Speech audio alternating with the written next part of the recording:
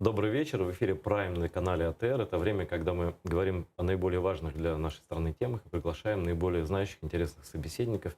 Сегодня как раз такой. Я рад вам представить впервые на телеканале АТР Дмитрий Лубенец, глава комитета по реинтеграции оккупированных территорий. Это правильно я сказал? Добрый вечер. Ну, если сказать полное название, то комитет называется «По правам человека, реинтеграции, деоккупации оккупированных территорий Донецкой и Луганской областей, Автономной Республики Крым, города Севастополя, межнациональных отношений, национальных меньшин». Ну, в общем, все, что нам нужно, короче говоря. Там, правда, нет упоминания о коренных народах. Мы не национальное меньшинство, но все равно. Возможно, Мы это пока. входим, да. Значит, еще хочу сказать совершенно неожиданные вещи. С Дмитрием, когда разговаривали перед эфиром, я узнал, что Дмитрий Лубенец на самом деле наш земляк, он крымец за походжением, потому что Дмитрий Лубенец потомок крымских греков, урумов. Да, приазовских греков, Да. которые в 1778 году на основании указа на тот момент императрицы Российской Федерации переселились, скажем так, не по своей доброй воле на территорию нынешней Донецкой области Украины. Поэтому мы считаемся приазовскими греками. Да, мне очень приятно, что в моих жилах течет эта кровь. Рожден в Волновахе, Донецкая область. Да, рожден в Волновахе, Донецкая область. Вот так вот исторические пути греков, которые сейчас называют их приазовскими греками, на самом деле это урумы, это крымские греки. И никто Крым добровольно никогда не покидал. И пример урумов — это как раз пример имперской политики России, пример того, как она проводит геноциды народов. И они, кстати, урумы были первыми жертвами из крымцев вообще. Вот такого принудительного переселения.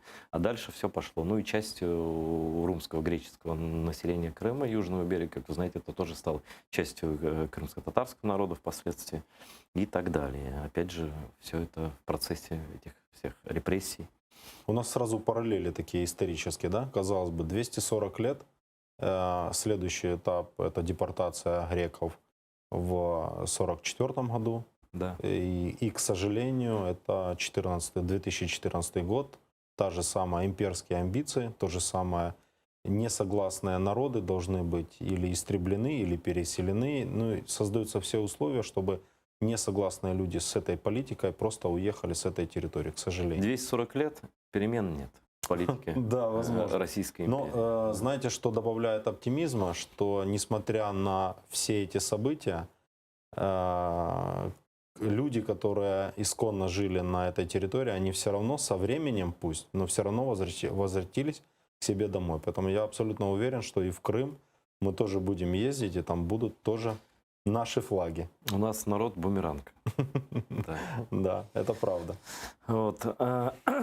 Ну, то есть вообще, да еще урумский язык, язык урумов, приазовских греков, это тюркский язык, это язык фактически идентичный крымскому, крымско-татарскому языку и так далее. Да, к сожалению, я его не знаю, но еще сохраняется в отдельных селах на моем избирательном округе, поэтому книга издана по сохранению этого урумского языка.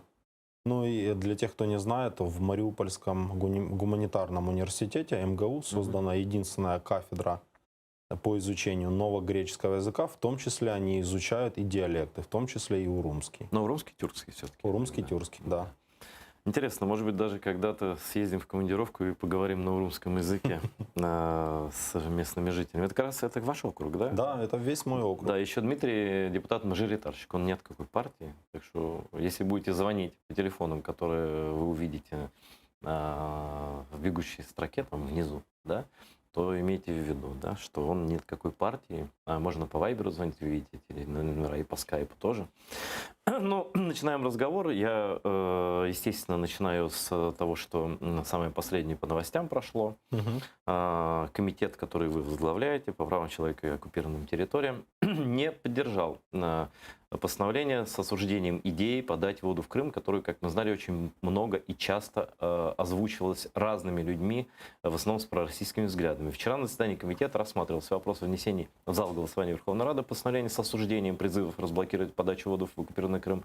Однако комитет, цитирую, члены комитета не рекомендовали не включать до порядку денного сессии это постановление. Давайте послушаем фрагмент из этого постановления, а потом продолжим обсуждение с Дмитрием Лубенцом. Відповідно до Конвенції про захист цивільного населення під час війни 1949 року, держава-окупант зобов'язана за допомогою усіх наявних засобів забезпечувати населення продуктами харчування та медичними матеріалами, постачати необхідні продукти харчування, медичні матеріали та інші припаси, якщо ресурсів окупованої території виявиться недостатньо. Натомість останнім часом у суспільстві активно поширюються заклики відновити водопостачання на Кримський півостров шляхом розблокування Північно-Кримського каналу, який до початку збройної агресії Російської Федерації забезпечував 85% потреб півострову. Верховна Рада України вважає за необхідне висловити свою публічну позицію і засудити такі заклики, як такі, що не відповідають міжнародним зобов'язанням України, не спрямовані на захист прав людини, меншин чи корінних народів, та водночас суперечать державним інтересам України, несуть пряму шкоду суверенітетові, територіальній цілісності та недоторканності, обороноздатності, державній та економічній безпеці України. Ну, вот тут, Дмитрий, как бы спорить не с чем, да? Объясните, Абсолютно. почему комитет, во-первых, как вы лично голосовали, почему комитет не рекомендовал для принятия эту поправку? Лично я голосовал за, чтобы эту постанову Верховной Рады вынести в зал. Но хочу всех успокоить. Во-первых, зрады никакой нет. И если вы спросите любого депутата из любой фракции, ну, кроме одной, я не буду ее называть, чтобы дополнительно их не С рекламировать, 4 букв одна «Ж». да, то все остальные депутаты абсолютно со всех фракций скажут, что воду в Крым давать нельзя, пока этот Крым оккупирован, аннексирован. Почему все же не проголосовали? Насколько я общался и слышал пояснения народных депутатов во время обсуждения, и уже общался и после заседания, основной посыл был то, что, первое, наш комитет этот вопрос уже обсуждал. Я хочу всем сказать, что во время выездного заседания нашего комитета на территорию Херсонской области именно по проблематике Крыма мы этот вопрос не просто обсуждали, а мы приняли решение. И тогда все народные депутаты, кто присутствовал, а у нас был кворум, тогда присутствовали практически все, опять же, за исключением представителей одной фракции.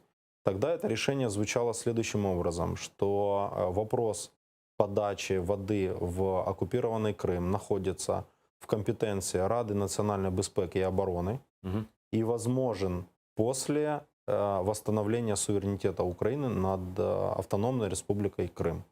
Вот примерно такая формулировка. Из-за нее проголосовало на тот момент единогласное решение было комитета. Это был первый аргумент. То есть зачем голосовать за вопрос, если мы его уже обсуждали и решение есть. Второе, то, что обсуждали народные депутаты, что в постанове, знаете, не очень, наверное, правильная была юридическая формулировка, что кто-то нібито хоче пустити воду в оккупованный Крым. То есть вот эта формулировка, что кто-то, но не точно кто, нібито, ну, с точки зрения, чем занимается Верховная Рада, ну, надо давать... Более точно, на ваш взгляд, формулировки. Пусть это будет даже более жесткие формулировки, но более точные. И третий аргумент, наверное, самый большой для всех остальных фракций, это то, что серьезный политический вопрос, а мы понимаем, что это в первую очередь политика, и это сигнал действительно нашим и международным партнерам о нашей позиции по поводу пускать воду или не пускать воду. Народные депутаты из других фракций восприняли, что депутаты из одной всего фракции, два співавтора вчера присутствовали у нас на комитете, они оба из одной фракции, это из фракции «Голос». И якобы политически они серьезный государственный вопрос хотели взять, перехватить инициативу как угодно. Ну, это внутренние дела, в общем-то, радские. Да, внутренне просто смотрел. Я вот сегодня говорил, что если вы хотели поднять этот вопрос, даже инициатива от «Голоса», то эта постанова должна объединить зал. И инициаторами этой постановы должны быть руководители фракций. Дмитрий, я вас услышал. Мое мнение очень простое. Действительно, надо запретить вносить эту сумятицу пророссийскую в умы наших граждан. Но есть и точка зрения еще, которую я хочу услышать в нашем прямом эфире. Рифата Чубарова, главы Меджлиса крымско-татарского народа. Селям алейкум, Рифат, ага. Алексея. Очень хорошо, что благодарю вас, что вы присоединились к нашей беседе с Дмитрием Лубенцом. И вы же участвовали в обсуждении тоже, да, онлайн, да? Так. Так, я мав можливість слідкувати в режимі онлайн за засіданням комітету, який очолює шановний народний депутат Дмитро Лубінець. Ну вот я и хотел бы, чтобы вы в прямом эфире телеканала АТР высказали свое мнение, свою точку зрения, свое обоснование по вопросу вот запрета закидывать такие идеи в общество, как подача воды в окуперных. Ну, дивіться, комітет з питань прав людини, він, як і інші комітети, є достатньо таким різноманітним, але тут, можливо, цьому комітету повезло більше, ніж іншим. Тут є вся верхівка опозиційної фракції ОПЗЖ, яка ніколи не буде, яка буде намагатися ніколи не пропускати рішення, які були би, скажімо так, не вигідні або які би викликали би роздратування Москви. І тому вчора були аргументи. Ці аргументи при всій своїй небитологічності, я маю на увазі аргументи народного депутата Медведчука, здається, Бойко ще виступав, Юрій Бойко, з ними не можна погоджуватися, оскільки я особисто переконаний в тому, що саме Комітет питань прав людини має в певних ситуаціях встановлювати червоні лінії, які не можуть переступати, ніхто не може переступати, оскільки переступати за ці червоні лінії, це може призвести до повалення будь-яких міжнародних норм і принципів, після яких зайве говорити про права людини.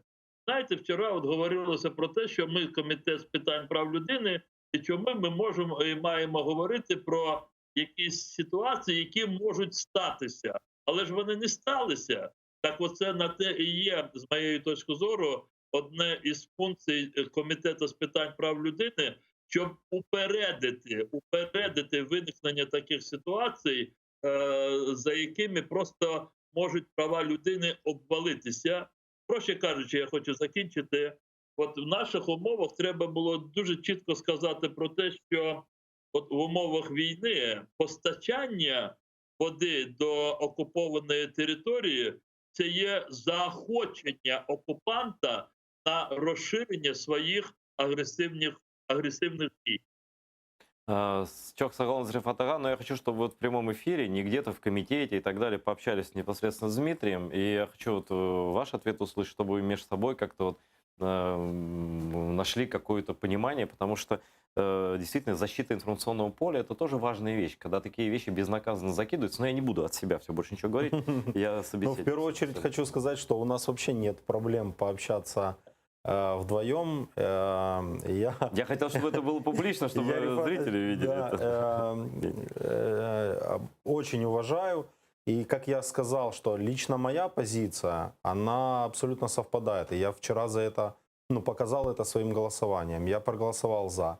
И сейчас, знаете, вроде как с одной стороны внутренне, как народный депутат, я абсолютно воспринимаю все аргументы, о чем сказал господин Чубаров, и я их поддерживаю. С другой стороны, я перед вами как глава комитета, который вчера своим большинством не поддержал это решение. Я тоже показываю вам, что проблема все-таки в первую очередь не с тем, что большинство не поддерживает эту идею, а где-то, может, просто не доработали. А мне тоже кажется, что большинство поддержит. Как вы думаете? Так в том-то и дело, что большинство у нас составляет люди, которые входят во фракцию «Слуга народа», два человека «Европейская солидарность», один от «Голоса», то есть это уже Да большинство. я даже не про комитет, я в Верховной Раде. В том-то и дело, что как в комитете большинство, так и в Верховной Раде большинство однозначно не поддерживает идею восстановления водообеспечения. Просто вот тем, опять же, это аргументация которые я слышал от коллег, которые вчера у меня на комитете не голосовали. Они не голосовали против, они просто воздерживались. Но технически, юридически, если они не голосуют за, и они голосуют Они воздержались, не поддерживают. они как бы да, не поддерживают, и техническое решение не прошло. Мгм. Рифат Ага, каким вы видите вот продолжение этой темы? Все-таки я считаю, что ее Ну, оставлять дивіться, я нельзя. тут погоджуюся з шановним головою комітету, паном Петро. Там вчора я теж бачив, але знаєте, коли ти так ще трошки збоку дивишся на членів комітету, там трошки було видно десь яка, можливо, ну, ревність, неревність, можливо, десь які моменти, що це з однієї фракції. І по тексту теж були деякі такі, ну, не зовсім, можна було удосконалити текст, це теж такі. Що б я зараз порадив? Тут немає такої, знаєте, я думаю, що, можливо, російська пропаганда це може використовувати. Якщо я комусь сьогодні сказав журналістів, якщо російська пропаганда використає, це значить ті, хто вчора провалив навмисно, вони вже з'єдналися з російськими журналістами. Але тут немає ні зради, тут немає якоїсь поразки. Але треба оцей текст, я би порадив би авторам, і я мав таку можливість вже передати, удосконалити цей текст і тримати, знаєте, як рушницю наготові. Я думаю, що найближчі тижні питання води, я не переконаний, але я відчуваю, може погіршитися це питання, воно може актуалізуватися, і тоді оцю рушницю у вигляді удосконаленого тексту заяви Верховної Ради треба буде виносити безпосередньо до залу. І я теж переконаний, що більшість депутатів це підтримує. Дякую вам, пане Рифате. Ну, тут добавить нечего. С нами был на прямой связи глава Меджлиса Крымстарского народа Рифат Чубаров. И я вам уже, Дмитрий, задам вопрос. Ну, наверное, действительно, Рифат Ага прав, и на этом вопросе надо поставить точку, чтобы не было спекуляций, потому что действительно будут. Они будут 100%. Мало того, вот эти информационные вбросы, они будут продолжаться. И действительно есть политические силы, есть политики, есть а-ля псевдо, куча экспертов, которые будут говорить, что там же Крым это Украина, и Да, там наши украинцы. граждане страдают. И, да, страдают, знаем, и давайте да. открывать воду, и вообще почему мы так плохо к ним относимся. Эти люди преследуют только одну цель. Они подыгрывают Российской Федерации. Плохо это или хорошо, что на нашей территории так открыто об этом можно заявлять. К сожалению, это демократия. Знаете, с одной стороны... Демократия демократии, но все-таки такой законодательный акт имеет право принять Верховный. Именно поэтому я вчера на комитете и голосовал за него за. Ну, давайте мы закроем эту тему, но она не закрыта окончательно, потому что жизнь к этому вернет. Я вот тут с Чубаровым согласен, и я надеюсь, что в другой раз как-то по-другому будет подготовлено, и все-таки товарищам, которые кремлевскую точку зрения транслируют, будет показано на то, что эта позиция противоречит интересам национальной безопасности и международной политики Украины. Так и есть. Переходим к теме, которая... Вы депутат от Волновахи, депутат от города, который удалось отстоять, реально, да, Донбасского. И вам Донбасс, конечно, тоже еще ближе, чем Крым, наверное. И вот был визит в Берлин, Дмитрий Кулеба, там еще многие представители Украины ездили, большой был визит содержательный. И достичь соблюдения мира режима тишины на Донбассе, как-то предусмотрено Минскими договоренностями, сложно, но реально. Об этом заявил федеральный министр иностранных дел Германии Хайко Маас во время совместного брифинга как раз с главой МИД Украины Дмитрием Кулебой. Давайте послушаем господина Мааса і продовжимо розговор на цю тему. Ми зустрічались у нормандському форматі у формі відеоконференції і були одностайними в тому, що реалізація домовленостей, які були досягнуті у грудні в Парижі, повинні бути реалізовані. Ми хочемо допомогти вам, підтримати вас разом з Україною, досягти миру на сході України, а також маємо досягти режиму тиші, як це передбачено у мінських домовленостях, який буде дотримуватись. У деталях це, звичайно, дуже складно, і ми це знаємо, але це є реально. И я хочу тоже, вот, чтобы мы с Дмитрием Лубенцом послушали то, что сказал Дмитрий Кулеба, как раз про то, как президент Владимир Зеленский относится к переговорам в этом Минском формате. Президент Украины отдает себе отчет о том, насколько сложно достичь договоренности с российским лидером Путиным относительно Донбасса и Крыма. Об этом в интервью Deutsche Welle сказал как раз снова сказал Дмитро Кулебас, который сейчас на пресс-конференции видели с Маасом, с немецким министром. Давайте прослушаем его цитату и тогда уже обсудим подробно. Зеленський повністю усвідомлює, наскільки складно досягти домовленості з Путіним і змусити його піти з України і звільнити Донбас. Не слід забувати і про Крим, який також повинен бути деокупований. Але незважаючи на всі труднощі, ми, як і раніше, прихильні досягненню прогресу і розробці ініціатив, які допоможуть нам досягти мети.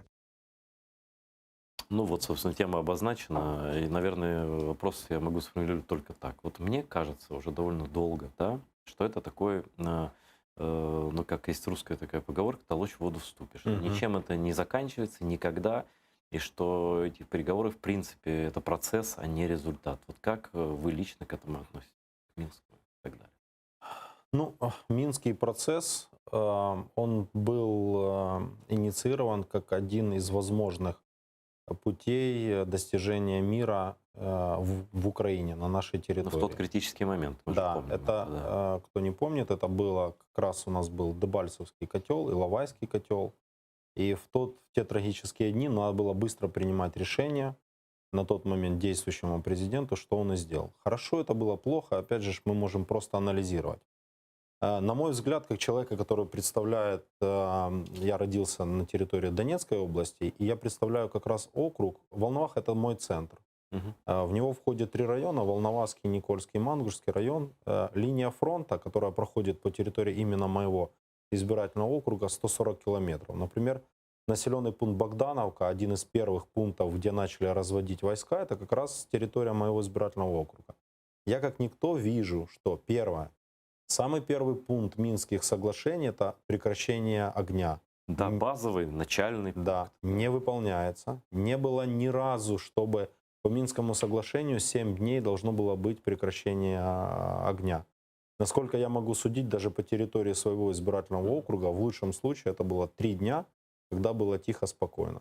Потом опять начинались. Причем были периоды, когда использовались не просто минометы, когда использовались танки, использовались крупнокалиберные, там, огнестрельные, и были, самое главное, попытки пройти дальше.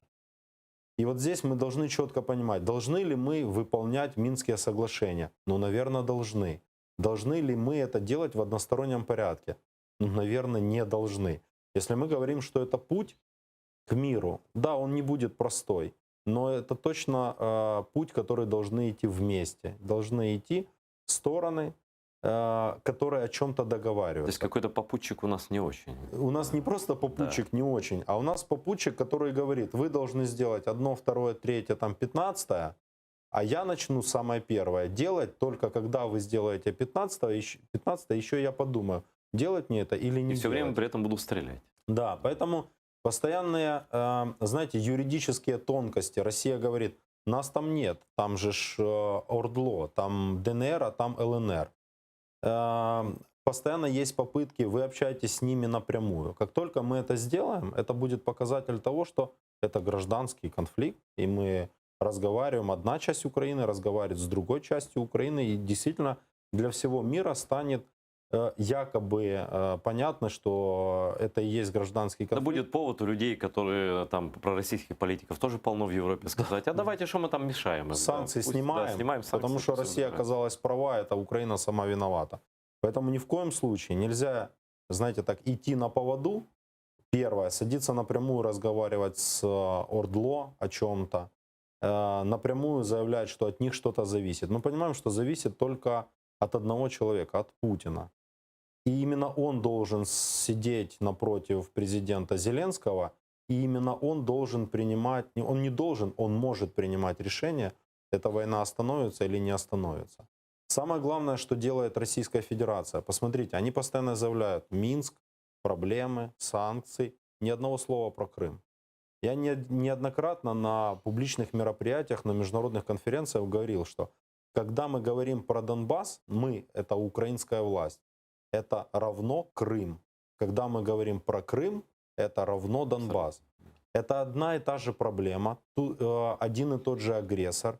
И санкции должны быть сняты не после окончания боевых действий и освобождения территории Донецкой и Луганской области, а после того, как они вернут и Крым. Вот это очень важный юридический момент, который постоянно, ну знаете, опять же, делает такой посыл: Украина поведется, что только на Донбасс и разменяет там за Крым. Это цель русских просто. Это их Да, цель, так да. и есть. И, к сожалению, у нас многие политики, то, с чем мы столкнулись сразу вот после прихода к власти нынешней власти, назовем это так, в парламенте, это монокоалиция.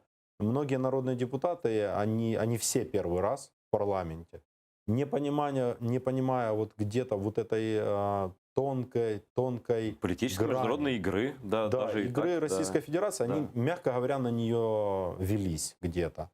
Надо отдать должное, что очень много народных депутатов от «Слуги народа» где-то начинают разбираться, где-то напрямую понимают, что действительно не все так однозначно, поэтому я больше настроен оптимистически, чем, знаете, такой скептиз. Вот это действительно заметно. И даже уже вот эта консультативная рада, где якобы должны были заседать Да, какие-то как раз в представители, Берлине да. Резников, надо дать должное, вице-премьер по реинтеграции Алексей Юрьевич Резников.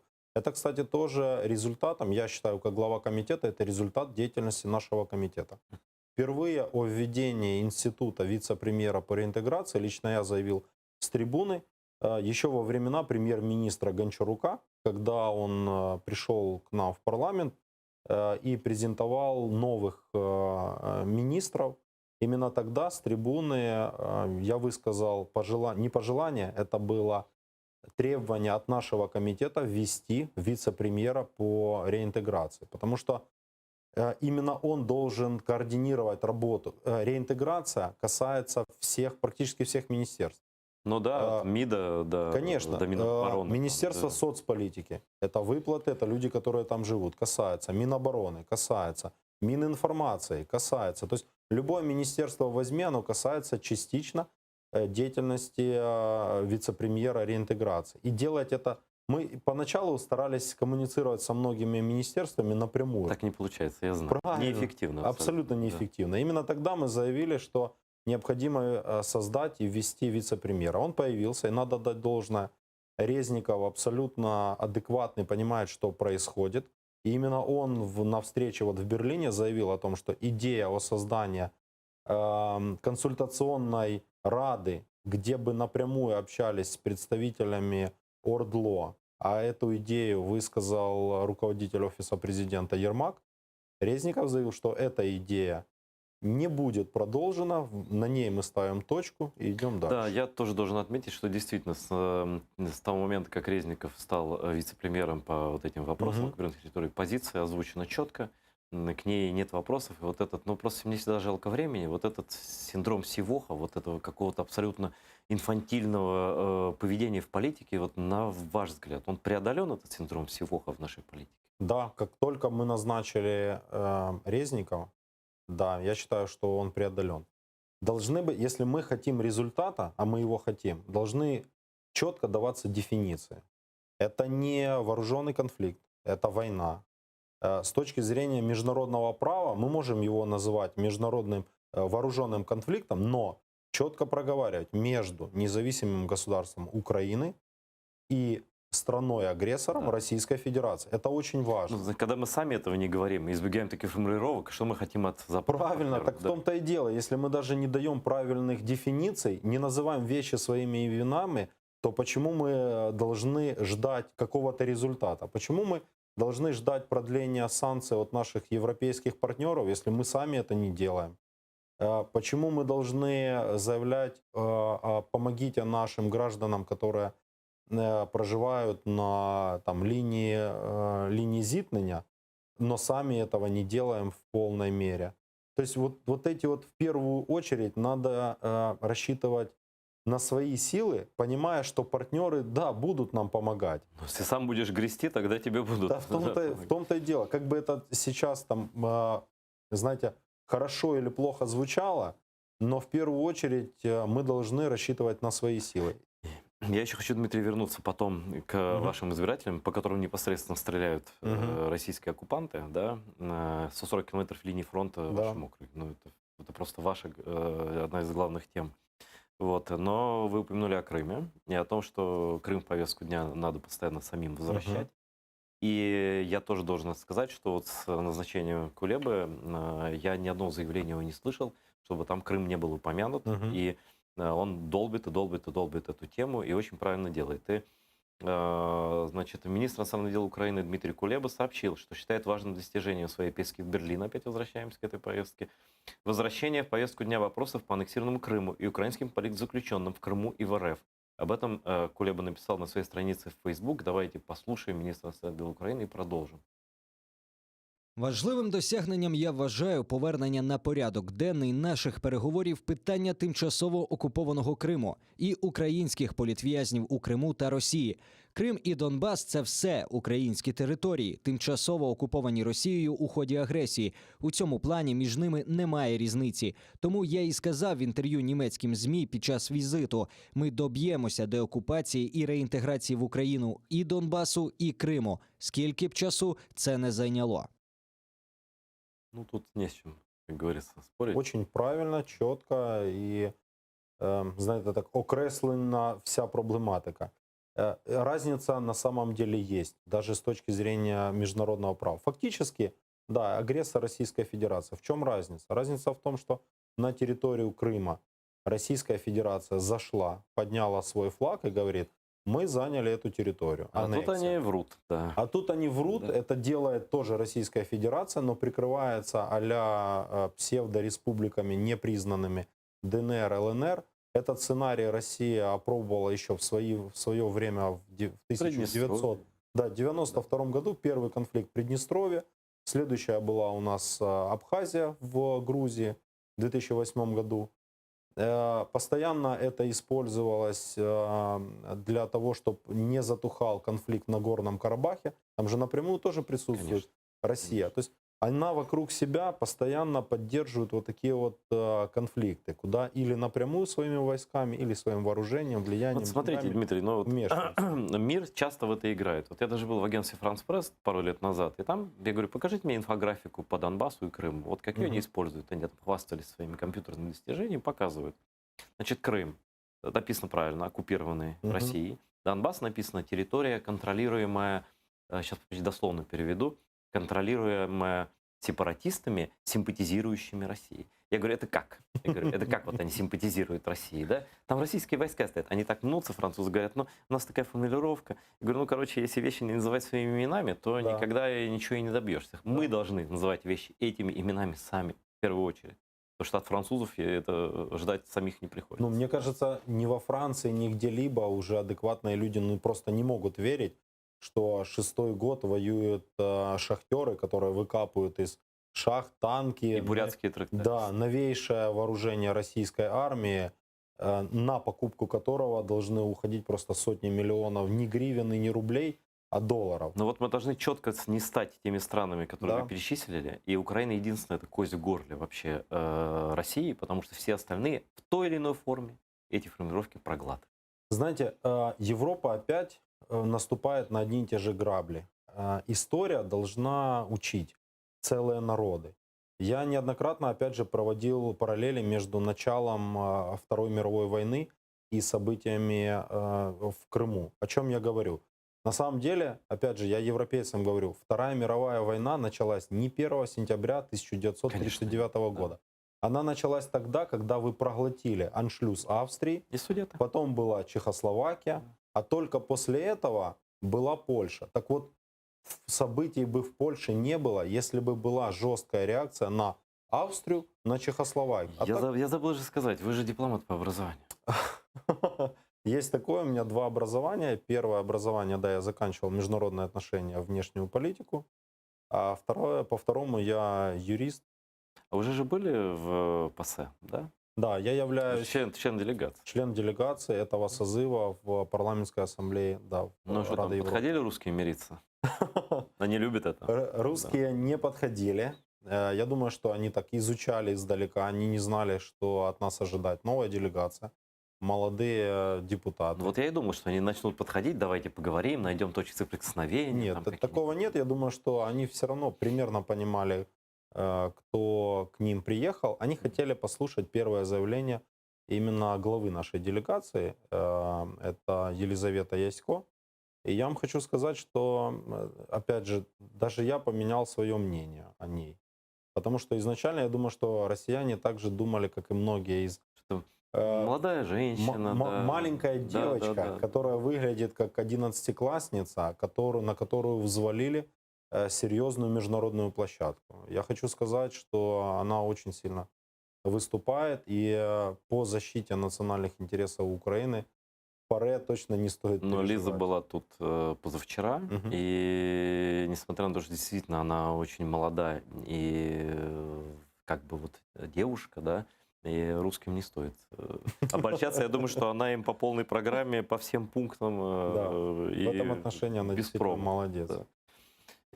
Что? Знаете, я Да. прошу прощения, вас перебью. Не закончил мысль. Вот события, которые привели к началу Второй мировой войны, такие же события привели к Крыму. Я европейцам говорю, если бы была жесткая реакция на Приднестровье, потом была Чечня, первая война, потом была Чечня, вторая война, Потом Грузия. потом была Грузия, Да. первая, потом Грузия была вторая, постоянно Нагорный Карабах, о котором вы все знаете, но вы молчите. И только ваша позиция европейская привела к тому, что в 2014 году Россия пришла в Так это Крым. Европа вырастила русского медведя. Точно Выкормила его. так и есть. Вот своим отношением к агрессору, а давайте закроем глаза, ну, может, там не все так однозначно. Вот это приводит к тому, что... И, опять же, я всегда вот эти слова заканчиваю, особенно когда присутствуют или депутаты, или представители других европейских стран, я говорю, вы должны отвечать на один вопрос. Who will be next? Кто будет следующий? Потому что ваша позиция в Украине точно дает не просто надежды, а дает все основания Российской Федерации идти дальше. Мало того, я даже примерно вам могу сказать, кто будет следующий. Это будут или страны Балтии, Так. или Польша. И как бы вы ни хотели... то я еще, знаете так, за скобки выношу Беларусь. Да, это... Многие недооценивают, считают, что Беларусь уже и так под контролем России. Я говорю, нет, это не так. Пока юридически Беларусь это независимое государство, и Россия это тоже не устраивает. Поэтому поверьте, Беларусь тоже когда-то проснется ранним утром, скорее всего, это будет воскресенье, и окажется, что у них они вошли в состав Российской Федерации.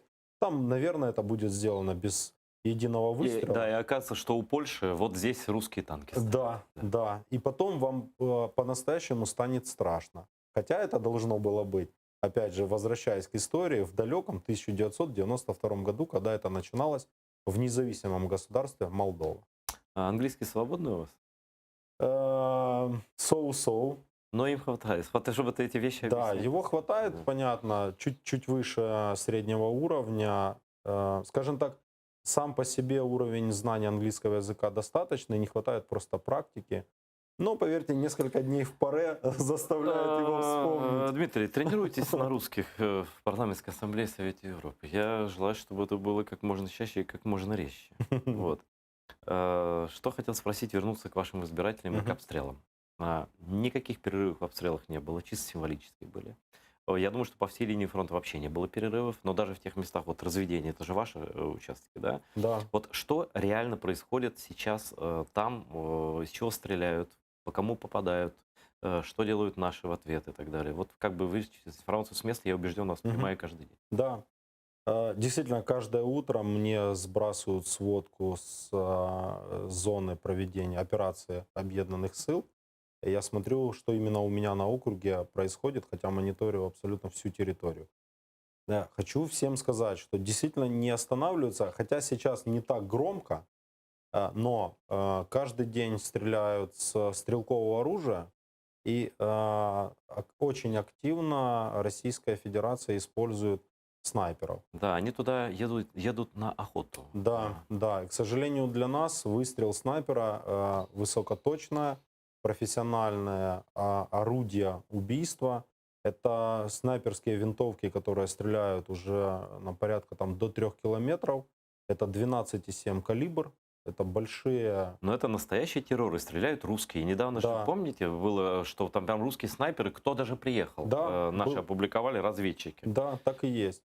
И, к сожалению, опять же, самый первый населенный пункт Богдановка, это, опять же, на территории моего избирательного округа, тот населенный пункт, который попробовали развести войска еще в далеком 2016 году. В этом прошлом году президент Зеленский сделал то же самое на этом же населенном пункте Богдановка. И вот я могу вам сказать, что ничего хорошего из этого не получилось. Потому что получилось не разведение войск, а получилось отведение украинских войск. Но, к сожалению, через несколько дней наши позиции заняли российские И войска. сейчас так И остается. сейчас так. Вот в чем проблема. Опять же, когда я разговариваю с военными, они говорят, ну, почему мы должны играть по их сценарию? Ну, посмотрите, чтобы вы просто понимали, Богдановка — это маленькое село, в котором осталось жить всего там, 8 человек. Почему российская сторона не выбирает большие города? Да, казалось бы, надо развести войска и... Ну, там, где меньше жертв, чтобы было, Да, там, из где мирного населения, да, как там, они где любят массово, говорить. да, там, где массово живут люди. Почему они выбирают маленькое село, которое, казалось бы, ну, с этой точки зрения абсолютно ну, не влияет на глобальную как бы, Почему? исход войны? А потому что это стратегическая высота. Вот почему. И поэтому, когда мы говорим о разведении, то очень важно, чтобы это было разведение, а не отведение в одностороннем порядке.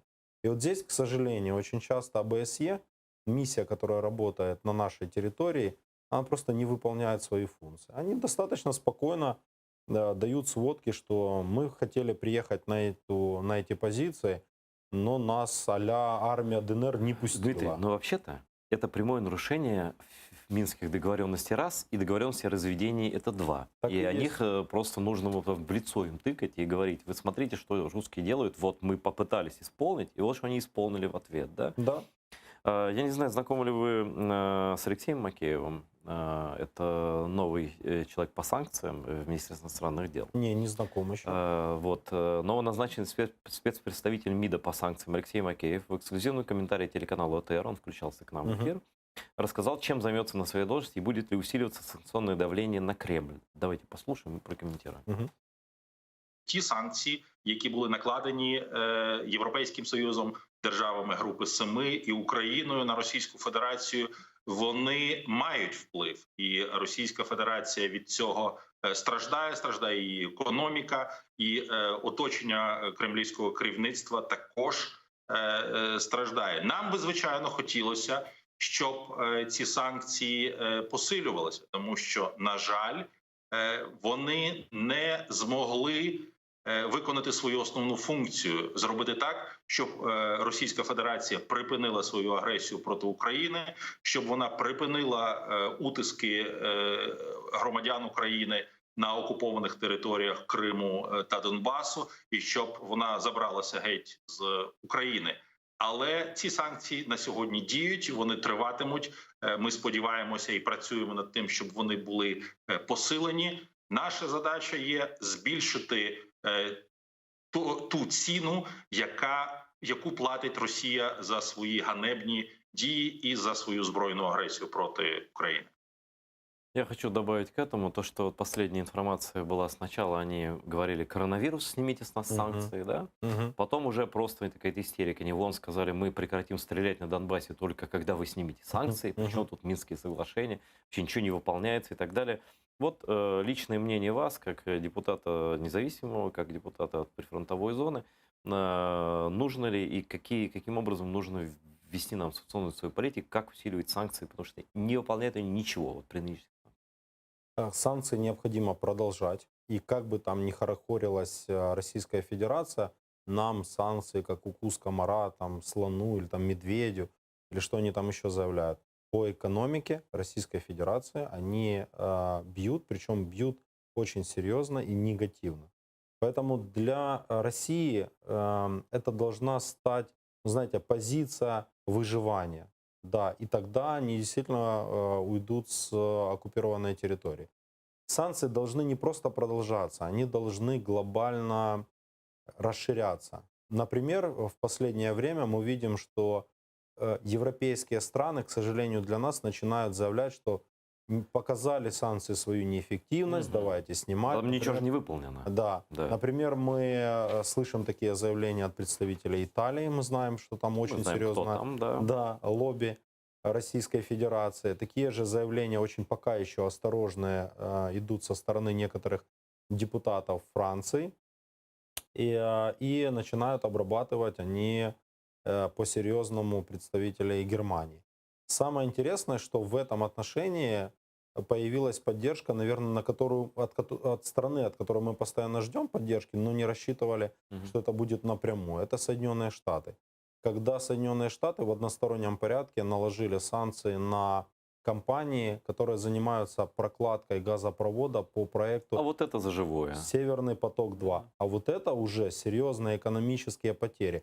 Потому что Российская Федерация вложила миллиарды И долларов. политические потери тоже. Да, и политические Они же потери хотели тоже. Европу подсадить. Да, действительно. И вот здесь, опять же, я не стал бы, знаете, преувеличивать роль Украины, что якобы Соединенные Штаты это делают для нас. Нет. Всегда страны преследуют свои национальные интересы. Напрямую это совпало с интересами Соединенных Штатов. Они хотят свой сланцевый газ, достаточно Мы дешевый. должны в любые добыче. возможности использовать. Правильно. Любые. Да, и мы должны просто вот усилить дипломатические отношения между странами и показать, что да, действительно это выгодно Соединенным Штатам, но это в первую очередь выгодно Украине. Опять же повторю тот тезис, который я уже здесь говорил. Рассчитывать надо прежде всего на себя, не ждать от кого-то помощи. Но хорошо использовать, вот знаете, просто исторический момент. Наши дипломаты должны отрабатывать не хуже, чем наши солдаты на фронте. Они видят, что именно в этот момент очень важно заявить о том, что Соединенные Штаты вам выгодно наложить санкции и дать перечень этих компаний. И это будет сделано. Самое последнее, что я считаю, о чем мы постоянно должны говорить, это кардинальное отключение банковской системы Российской Федерации от системы международной оплаты SWIFT. Да.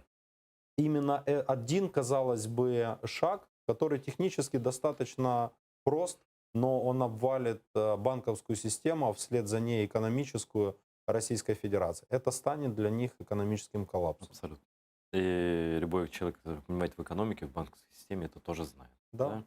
Но я вообще рад, что у нас глава комитета, хотя не по международным делам, но по важным тоже делам, по сути дела, вы дипломат. Вы говорите как дипломат, вы абсолютно разбираетесь в международной тематике, и вас нигде не проведешь, ни на каких силохах. Да.